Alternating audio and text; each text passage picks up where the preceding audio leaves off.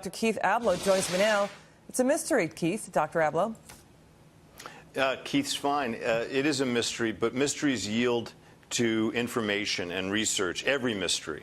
And so, you could start with the biggest fact, which is this isn't your average family. This family has a father who was incarcerated for many years after being on the FBI's 10 most wanted list.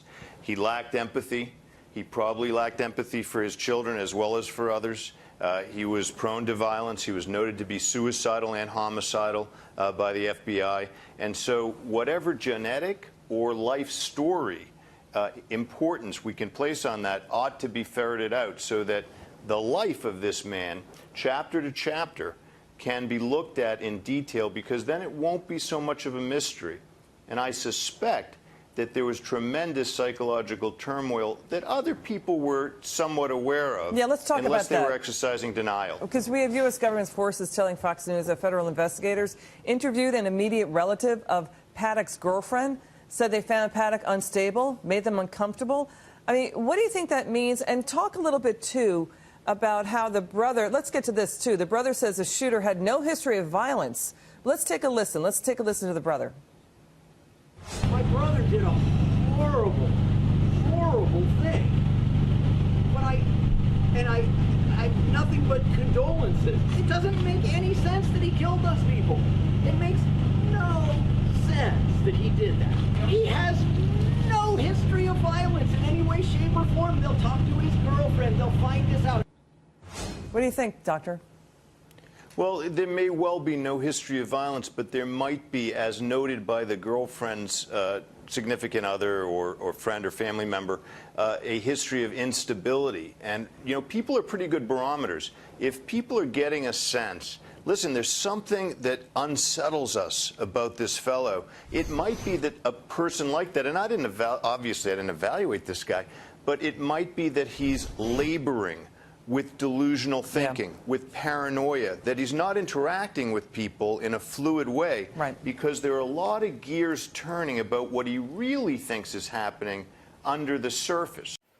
Well, welcome to another edition of Christian Answers. My name is Pastor Jeff Short, and last week we were talking about this situation in Las Vegas where there was a gunman that killed over 50 people. He planned this out meticulously, and he executed it and carried it out with military precision. And in the process, he killed, I think it was 58 people, and then he killed himself at the end. A very violent situation, very wicked and evil situation. And if you listen to the news, and we've talked about this, I talked about it last week, these secular news sources and commentary people that normally chime in on these kind of things, they really don't know what to do with this situation. They don't know how to deal with it because there doesn't appear to be a motive. Al-Qaeda and ISIS and all of these different groups are the place where you would normally think of when a person does something like this, because we've seen ISIS, for example, carry out these attacks so often for political purposes. They have an agenda. They want to promote the Islamic State all over the world. They want to promote Sharia law. They want to roll back what they see is a Western imposition on their culture. And so they're in a all-out struggle with the West. And we've seen that time and time again. So if this shooter had been affiliated in any way with ISIS, then it would all make sense. But that link between this shooter and ISIS is still not very clear. ISIS does claim responsibility. They say, yes, this man is a late recruit and we've had him on assignment and blah, blah, blah. People initially didn't believe that. I think people, now that there isn't any other motive, apparent motive, obvious motive, on the surface, I think now people are starting to rethink that possibly maybe this guy had some kind of connection with ISIS. But again, there is no evidence to show that the shooter had any connection with a terrorist group. What is becoming clear is that this individual seemed to have no purpose in life other than just goofing around, hanging out at casinos, gambling his way through life, traveling here. He had some homes. He had 4 or 5 homes. He had millions of dollars. He made his money, I guess, through real estate ventures. He did work in the corporate world for many years and made some money there. And then he invested his money in real estate, and supposedly he did fairly well with that. And he became a millionaire, multimillionaire, bought homes, but he didn't live in those homes very long. He had 4 or 5 properties, and the neighbors would say they'd see him, and then he would be gone. And he never really spoke very much, and he hung out at casinos. He gambled a lot. It just seemed like this individual had no aim or purpose or meaning in life. He was just sort of floating through life with this money that he had earned during his lifetime. And they tried to interview his brother, and his brother said he didn't have any religion, he didn't have any political leanings, which is hard to really understand. I mean, if you're a human being, and you're a typical human being, you're a normal human being, you would have opinions and attitudes on politics, and you would definitely have ideas about religion.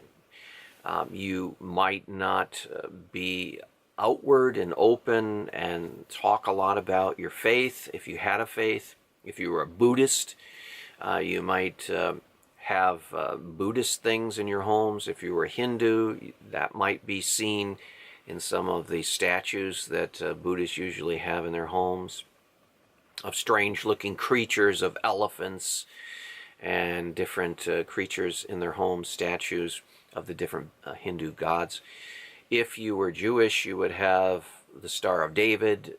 If you were Christian, you would have a cross, crucifix, different symbols of the faith. But apparently this man had no religious affiliation. He didn't have any leanings one way or another of Christian or Jewish or Buddhist or Hindu. He might have been an atheist. He might have been an agnostic. It just didn't seem like any of that was of a concern to him. So, but we don't know. Again, if he were a very private individual, there might have been strong feelings about the Bible, Christianity, the church on his part, but we wouldn't have known if he was a very private individual. But according to his brother, he just didn't bother with church, the Bible, God, religion, and he didn't even bother giving any kind of inclination as to his politics. And so it's a very difficult situation to analyze if you're a commentator, or if you're a law enforcement official, or if you're an investigator and you're trying to sort this out. You know, what caused this? What brought this mass shooting to be? How did this come about? And they're still scratching their heads and saying, what made this man tick? Did he snap? I mean, that's the easy theory to say, well, there was something in his life that pushed him over the edge, and he was either rejected in a relationship, or someone ticked him off, or he got mad.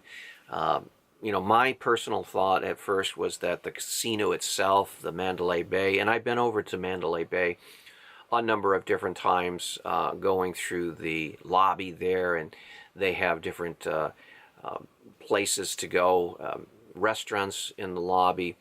There's the House of Blues, which is a famous place for people who, I would say more secular people, who want a little flavor of religion. The House of Blues they have a brunch on Sunday, and people would go in there who are semi-religious, nominal religious, and they have gospel singing, and you can order a lunch or a brunch or a breakfast there at the House of Blues.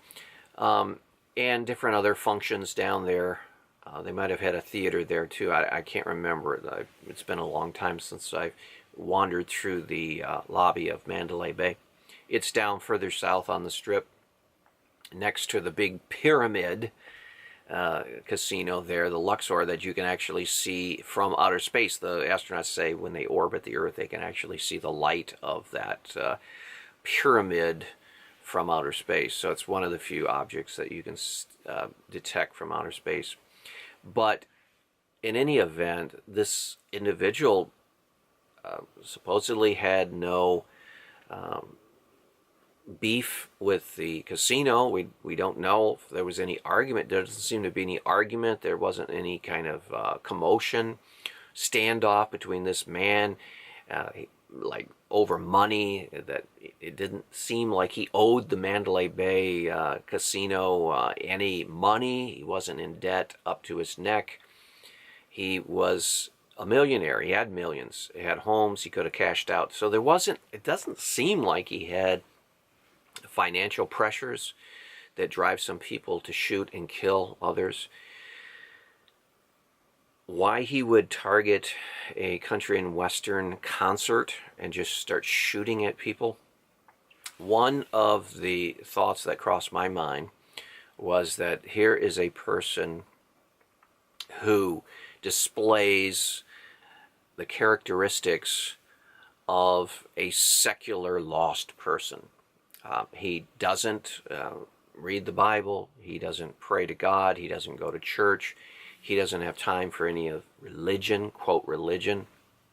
What if this man is a totally secular person? What if this man is sort of trying to follow and carry out the words of John Lennon in the song Imagine? You know, imagine there's no heaven. It's easy if you try. This is Lennon's song. No hell below us, above us only sky. You know, what if this individual decided that he was going to chuck all spiritual life, all religious expression, wanted to just totally throw the Bible out the window, had no time for church, and wanted to live a totally secular life? Well, the Bible describes that kind of a situation in the book of Ecclesiastes. And if you read through the book of Ecclesiastes, you get this despair, you get this discouragement, you get this dark, sort of this existential feeling, this mood, where it doesn't matter, you know, vanity of vanity, all is vanity. Life has no meaning. The only meaning it has is whatever you make of it. What if this individual was going through one of those ecclesiastical moments in the Bible, where he got to the point in his life where he just basically felt that there was no point to life? He'd had riches. He could buy pretty much whatever he wanted. He bought all these homes. He could go out and buy all these guns, and he had the money to do that. He could go and gamble. One account was that he would sometimes go and gamble away $1 million. He could do that. He had that kind of money. And he probably didn't spare himself any pleasures. He could buy any alcohol he wanted, get any drugs he wanted. And it just seems like he was aimless, drifting. And what if he was suffering from a modern day malady, anomie, lawless state, just nothing, there are no laws? What if he was a thoroughgoing secularist and he found no meaning or purpose in life? And so what if he said, there's no point to life, I've done everything I've wanted to do, I'm bored with life, and so I'm going to go out with a bang. And there's no reason why these people are going to die today, and there's no beef I have against them. I don't know these people, and I don't care about these people. I'm just going to take them out, and I'm going to go out with a bang. And so what if he had no point, no purpose, no reason, no rhyme in life, and he says, I'm just going to die, and I'm going to take a lot of people with me at the same time. Why not? And so he carried out this dastardly act. Now, we as Christians, we call this evil. We call this wicked. We have a standard in the Bible. God has made every person in the image of God. And they only find their meaning and purpose in God and God alone. And as Christians, we look to Jesus Christ and his death on the cross, his forgiveness of our sins. We, by faith, can embrace him and know God. This man evidently didn't believe that, and he gave up on that, and he gave up on the gospel, and gave up on Christianity, gave up on the church, gave up on the Bible, gave up on God. And it left him with no purpose or meaning in life. And so, but you have to stop and think about it. If you are a thoroughgoing atheist, if you are a thoroughgoing secularist, that means that there are really no absolute moral standards. It means that there are no absolute right or wrongs. So whether you help a person or hurt a person in a totally secular atheistic world where there are no transcendent values, it really is the same thing, hurting or helping someone. Now, from their standpoint, of course, it hurts them.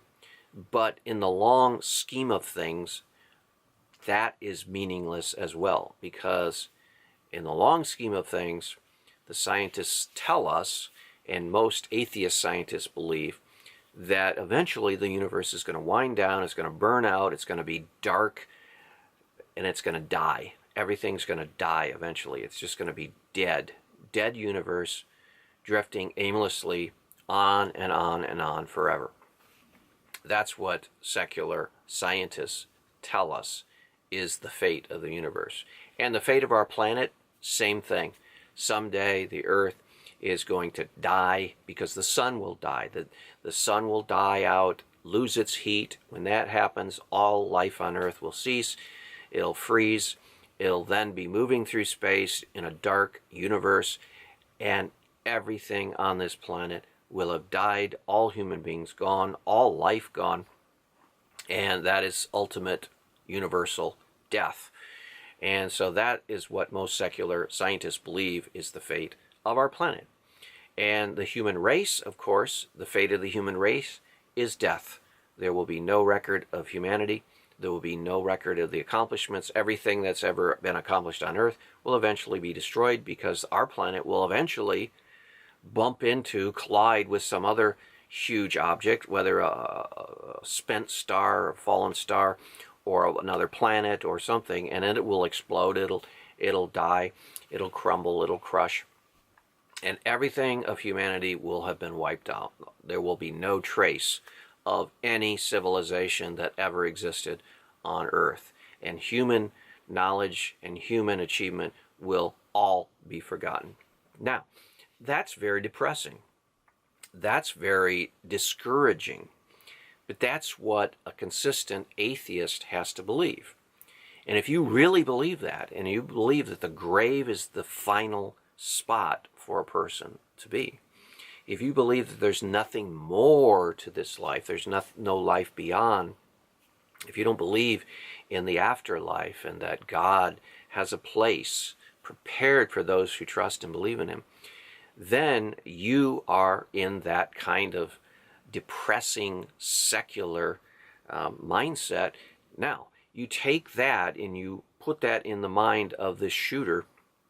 If he didn't have a faith in God and he didn't have any belief in moral absolutes, right or wrong, then what would stop him from taking his own life and taking others with him at the same time, going out with a bang? We've heard that phrase before.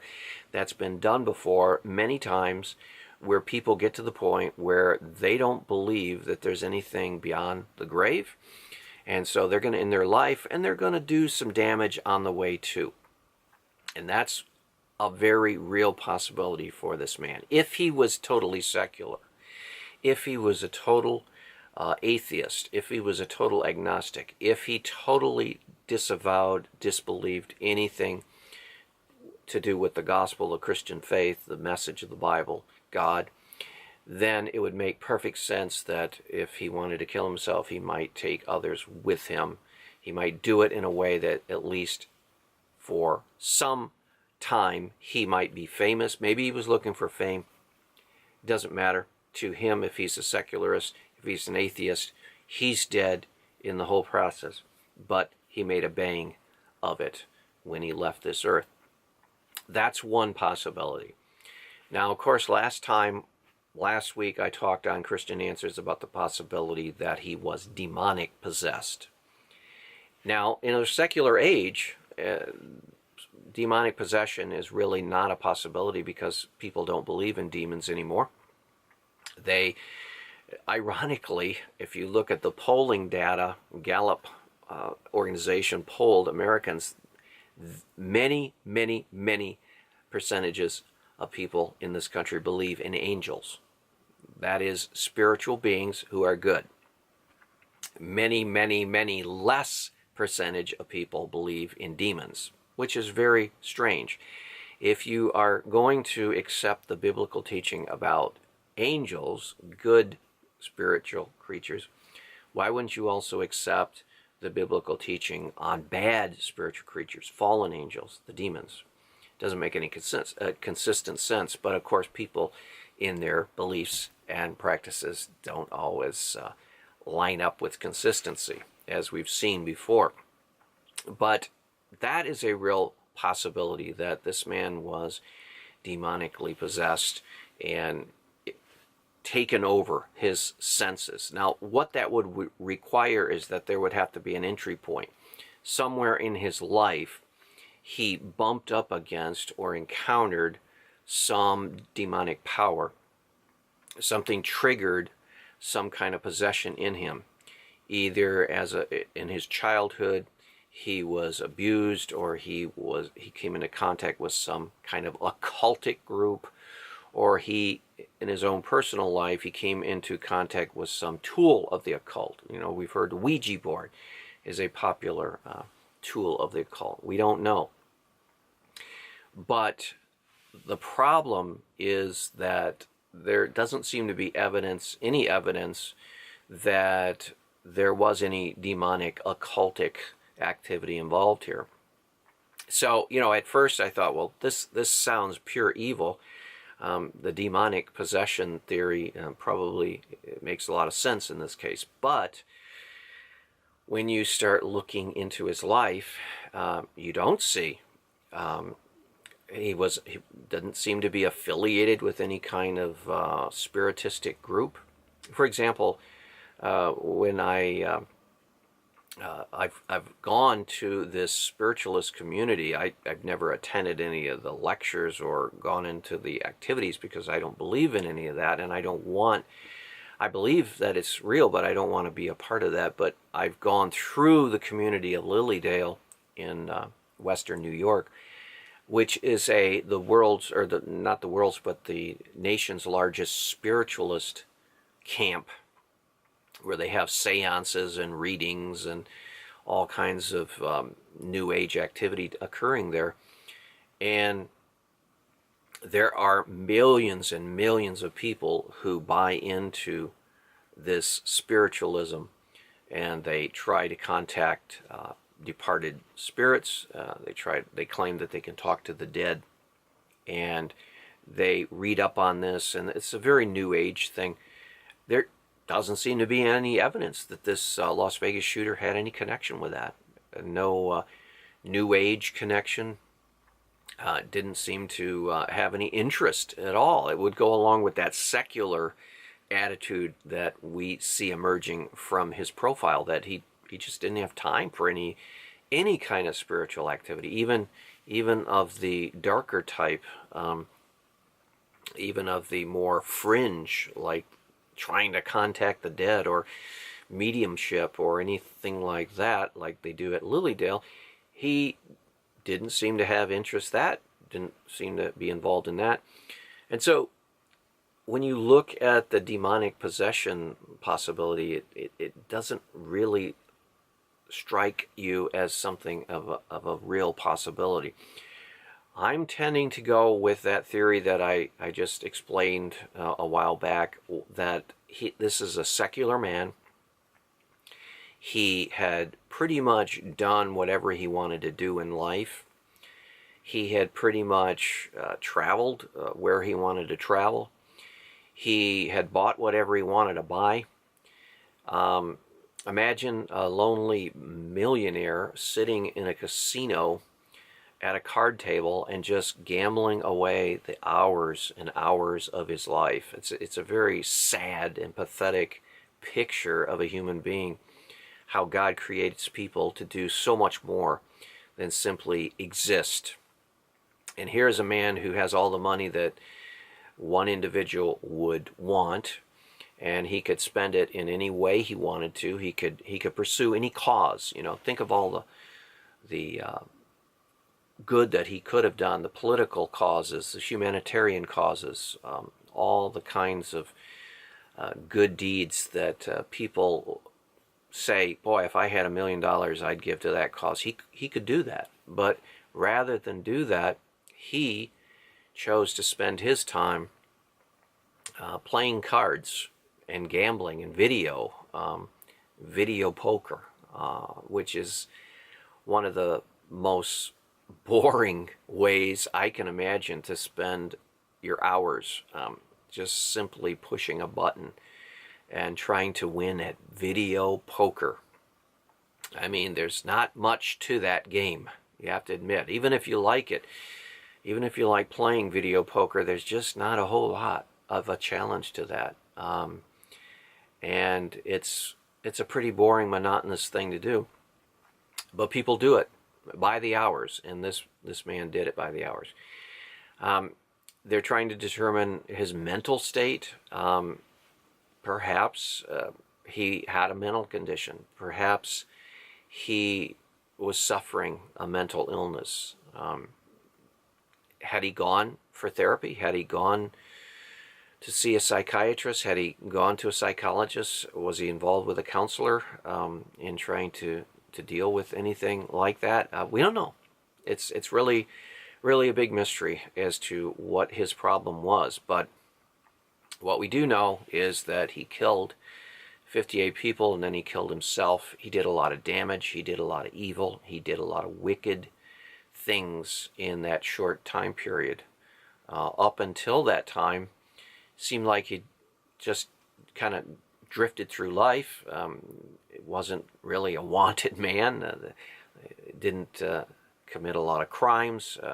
Seemed like a fairly decent citizen, and he stuck to himself. He wasn't in trouble with the law like you see some people. He wasn't involved with any rap. He wasn't involved in any political group. He wasn't involved in this political argument that is going on in our country today between Trump and anti-Trump people. It just seems like he had his own agenda and he was just carrying it out, and part of that agenda for some strange reason was to kill a lot of people. And that is the big mystery, and that is the mystery of evil, though. And we have to realize that the Bible all talks about this. If you want to understand this problem, you have to go to the Bible. The Bible talks about, Jeremiah talks about, the heart is deceitful above all things. Who can know it? There's evil, there's wickedness in the human heart. And only Christianity and only the Bible can help us explain things like this in the world. And we need to pray that God continues to protect us from this kind of stuff, and that God would bring about peace in our world. So I hope that's been helpful to you. We'll see you back here next week on another edition of Christian Answers. God bless.